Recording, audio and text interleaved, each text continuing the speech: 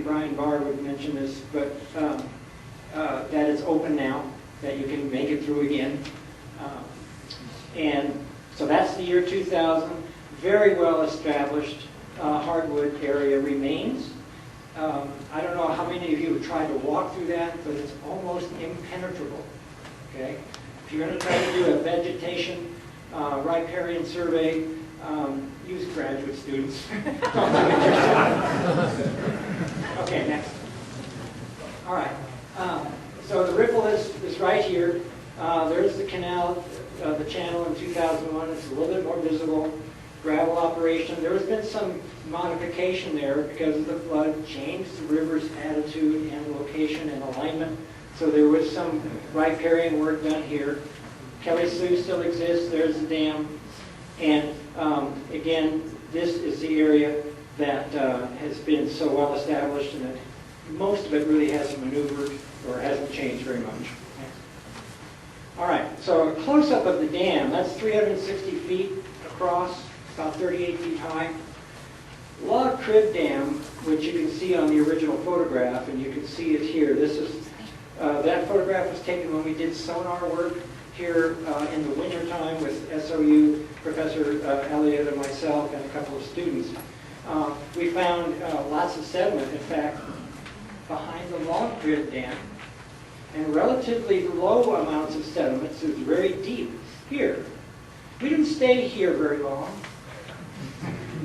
and the only reason we could do it at all was the Fire District 4 borrowed the sheriff's boats, and they had 3 of them for backup in case they plugged up with algae. And we actually had some insurance so that we didn't go over it when we pulled the sonar unit across. So, next. All right, questions or comparisons. We'll have this slide set available during the question and answer period if you want to go back to that. And I'll be available to answer questions as well during that time. Any burning questions right now? Just to correct you on one thing, the bridge was taken out in 64, the question, the comment is that the bridge that we saw on the slide was taken out during the 64 flood. Thank you. Okay.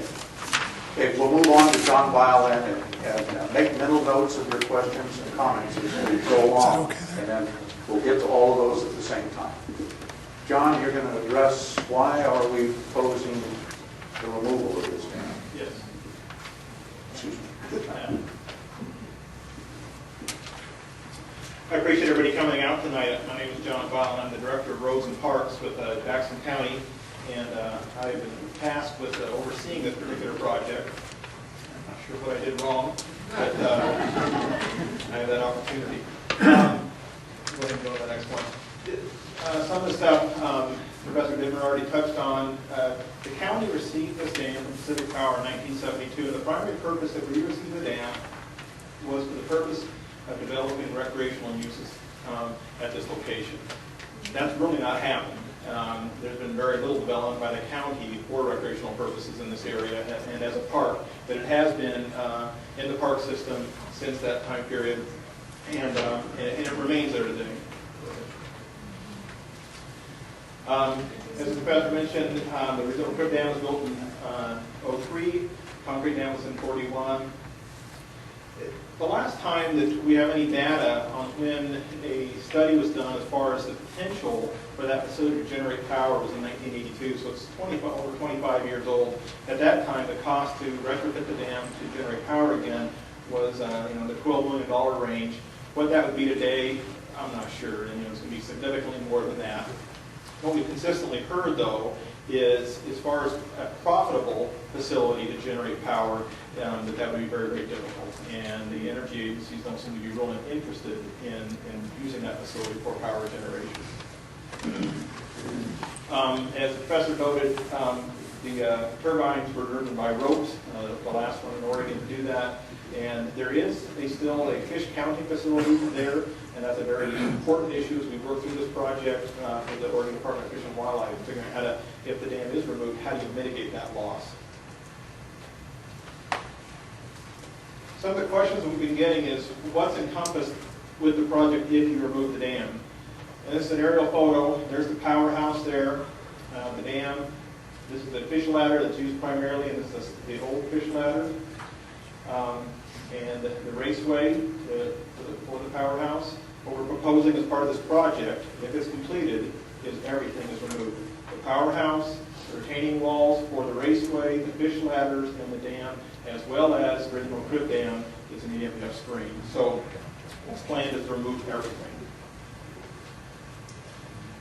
I thought I'd just share a few photos, again, just for educational purposes to help you understand kind of what's encompassed with this project. Many people see the dam from the Goldberry roadside, the Fellow roadside. Not many people get on the other side. So just a few photos of what that facility looks like from the other side. There's the original powerhouse, and this is the raceway that led to the powerhouse to feed the turbines. Actually, go back one, Craig. This facility is a real mixture of construction that was completed in 03 and 1941 when the original concrete dam was constructed, and then who knows what in between there at different times they undertook different projects. But this is the portion here of the original retaining wall for the raceway, and it's a stone and mortar, some of the original stone and mortar work out there, and that is poured concrete. And there's a fair amount of that material out there as well as the concrete. The powerhouse facility is in very poor condition. That's a river view of it. The original turbines and generators are still inside that facility from 1941 when it became operational.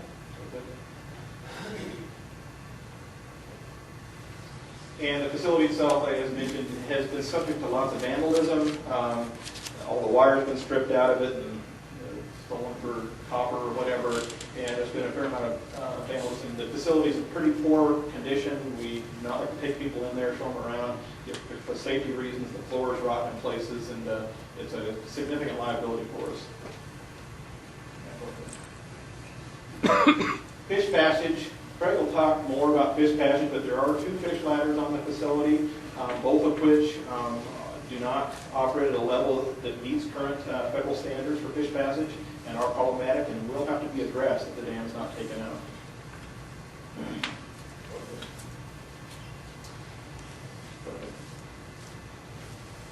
So why is the Board of Commissioners considering removing this dam? And it really comes down to a pretty simple question. It's cost and liability. Some will say that the Board of Commissioners wants this dam removed because of threats of the salmon, and our group's going to bring threats to sue the county for salmon issues and fish passage. That's an issue, but that's not the primary issue that's generating this topic. Some will say it's for river passage, for boating the river. That's an issue, but it's not the primary issue driving this particular issue with the Board of Commissioners. What we have is an old facility that was built in 1941, maintained by a company that was good at maintaining dams and those types of facilities in the early 70s. And since then, low or no maintenance at all. Basically, the county's done almost nothing with that facility other than emergency kind of things, picking logs off it during flood periods and those sorts of things. But for the most part, we've invested very, very little in this facility. And we have an old deteriorated facility of an unknown character, and will likely cost us lots of money in the future to repair it. The dam serves no current power generation. It does not benefit flood control. It does not irrigate.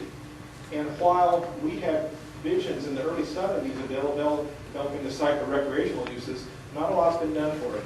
Is there recreational value to the backwaters and slackwaters? Absolutely there is, and people do use it. Compared to what we were hoping to do with it, it's currently in our park system of limited value. There is potential there, though, for sure. As I mentioned, the powerhouse is deteriorating, and vandalism and security are big problems. We know the fish ladder, as I mentioned, is a big problem, and it's going to have to be repaired or completely rebuilt at some point in the future, and that will be very, very, very expensive. Some of you may have seen times in the past where we've had big log jams develop on the dam for some flooding events. We've had at times bring in Erickson Air Train and other folks to remove those logs from the dam.